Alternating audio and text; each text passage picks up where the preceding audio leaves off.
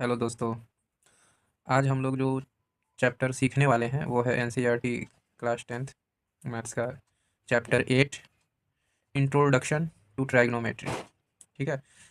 ट्राइग्नोमेट्री का जो भी प्रॉब्लम हम लोग सॉल्व करते हैं वो हमारा राइट एंगल ट्रायंगल पर होता है, और इसके लिए हमें राइट एंगल ट्रायंगल का नॉलेज होना बहुत ज़रूरी है। जो एग्जैक्टली 90 डिग्री एंगल का जो ट्रायंगल होता है उसको हम लोग राइट एंगल ट्रायंगल बोलते हैं। ठीक है। तो चलिए स्टार्ट करते हैं। तो ट्राइग्नोमेट्री होता क्या है, सबसे पहले वो हम लोग जानते हैं कि ट्राइग्नोमेट्री होता क्या है। तो ट्राइग्नोमेट्री जो होता है वो स्टडी होता है साइड एंड एंगल्स के बीच के रिलेशनशिप का। तो वही हम लोग लिखेंगे। It is the study it is the study of relationship it is the study of relationship between the sides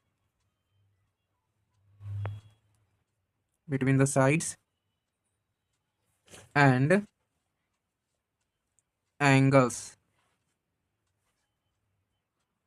of a triangle. ठीक है, ये डिफिनीशन आप लोग नोट कर लें। क्या है?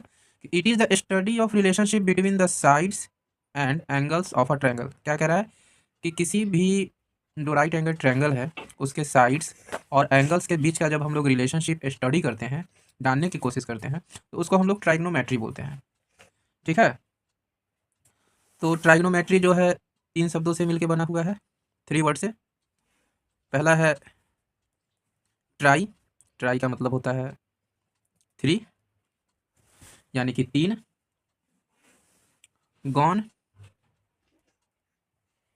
गॉन का मतलब होता है साइड्स। और मेट्रॉन। मेट्रॉन इसका मतलब होता है मेजर। मेजर यानी कि 3 साइड्स का मेजरमेंट या फिर 3 एंगल्स का मेजरमेंट जो हम लोग निकालते हैं, वो इसका मतलब होता है ट्राइग्नोमेट्री। और आज हम लोग यही सीखने वाले हैं। ठीक है। तो ट्राइग्नोमेट्री में सबसे बड़ी बात होती है कि हम लोग एंगल जहाँ रखते हैं तो एंगल के हिसाब से हम लोग का बेस और परपेंडिकुलर बदलते रहता है। ठीक है ना। तो चलिए यहाँ देखिए, सबसे पहले फिगर 1 देखिए। फिगर 1 ये है हमारा फिगर 1, एक राइट एंगल ट्रायंगल मैंने पहले से बना रखा है। और इस पर एंगल जो है हम लोग का एंगल एंगल ए लिए हुए हैं। क्या लिए हुए हैं? एंगल ए, मतलब पॉइंट ए पर हम लोग एंगल को मान लिए हैं। ठीक, तो इसके अनुसार एंगल ए के अनुसार उसके सामने का जो लाइन होगा, यानी कि यहाँ देख लीजिए, side opposite to angle A. ठीक, यानी कि कोण ए की सम्मुख भुजा हिंदी में बोलते हैं। ठीक ना। एंगल ए के सामने का जो साइड होगा उसको हम लोग बोलेंगे परपेंडिकुलर। क्या बोलेंगे? Perpendicular P. ठीक। और साइड एंगल ए से लगा हुआ जो हमारा साइड है, जिस पे हमारा परपेंडिकुलर लाइन आकर के खड़ा है, स्टैंड है, उस लाइन को बोलते हैं side adjacent to angle A, यानी कोण ए की संलग्न भुजा। तो इसके अनुसार जब चले तो एंगल ए के सामने का जो लाइन होगा, साइड होगा, वो परपेंडिकुलर होगा।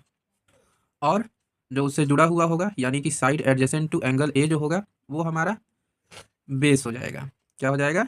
बेस हो जाएगा। और परपेंडिकुलर और बेस को जो सबसे लंबी साइड जो जुड़ती है उसको हम लोग हाइपोटेनस बोलते हैं। इसको शॉर्टकट में एच से दिखा देते हैं। ठीक है, तो ये समझ गए होंगे। अब देखिए आते हैं फिगर 2 में। फिगर 2 में चलिए, जब हम लोग फिगर 2 में आते हैं तो हम लोग क्या देखते हैं? एक सेम ट्रायंगल है, right angle triangle.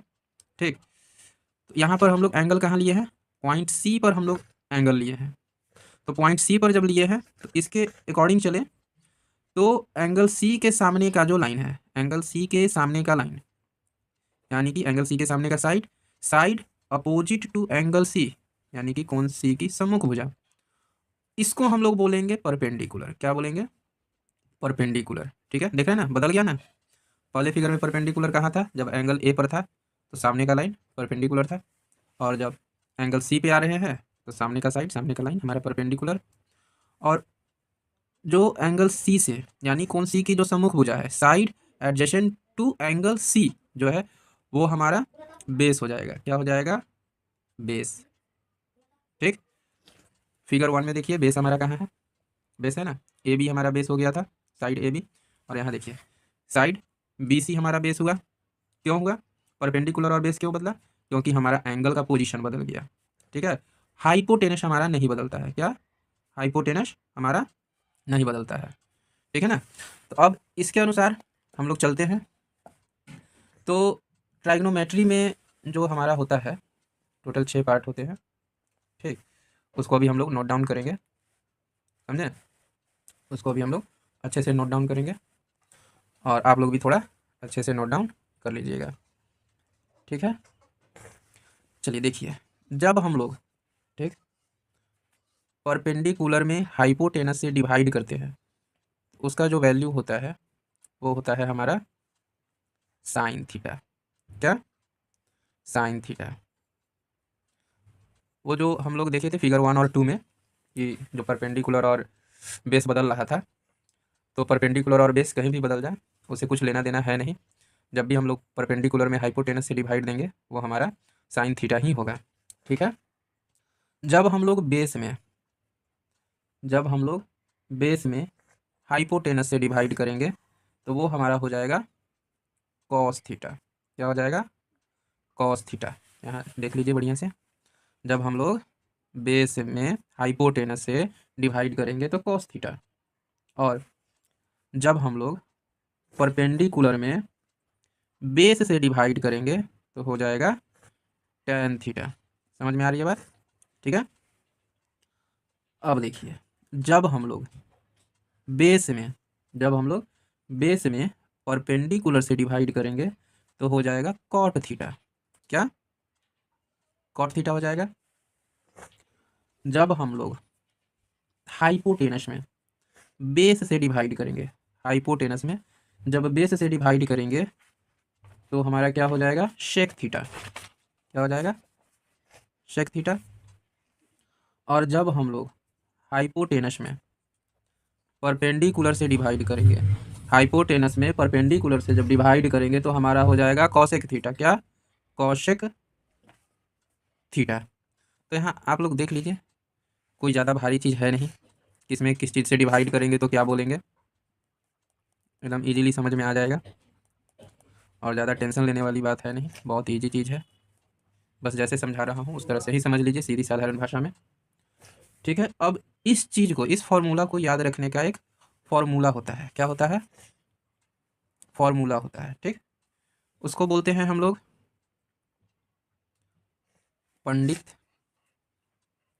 Badri Prasad Hari Hari बोल। ठीक, तो पंडित पंडित बद्री प्रसाद हरि हरि बोल, इससे हम लोग जान लेते हैं कि P बाई एच यानी परपेंडिकुलर में जब हाइपोटेनस से डिवाइड करते हैं तो हम लोग को क्या मिलता है। तो देख लीजिए, परपेंडिकुलर में जब हाइपोटेनस से डिवाइड किए थे तो हम लोग का था साइन थीटा, तो ये क्या हो जाएगा हमारा? Sine theta. देख रहे हैं? ठीक, अब बी बाई एच पे आते हैं। बी बाई एच मतलब बेस में जब हाइपोटेनस से डिवाइड करेंगे, तो बेस में जब हाइपोटेनस से डिवाइड कर रहे हैं तो कॉस थीटा। देख रहे हैं ना कितना ईजी है? ठीक, जब परपेंडिकुलर में बेस से डिवाइड करेंगे तो टैन थीटा। ठीक, अब इसी का देखिए, जब हाइपोटेनस में बेस से डिवाइड किए, परपेंडिकुलर से, सॉरी, हाइपोटेनस में जब परपेंडिकुलर से डिवाइड किए, हाइपोटेनस में जब परपेंडिकुलर से डिवाइड किए तो हमारे पास क्या आ गया? Cosec theta. जब हाइपोटेनस में बेस से डिवाइड किए, हाइपोटेनस में बेस से डिवाइड किए तो सेक थीटा। क्या आ जाएगा? Sec theta.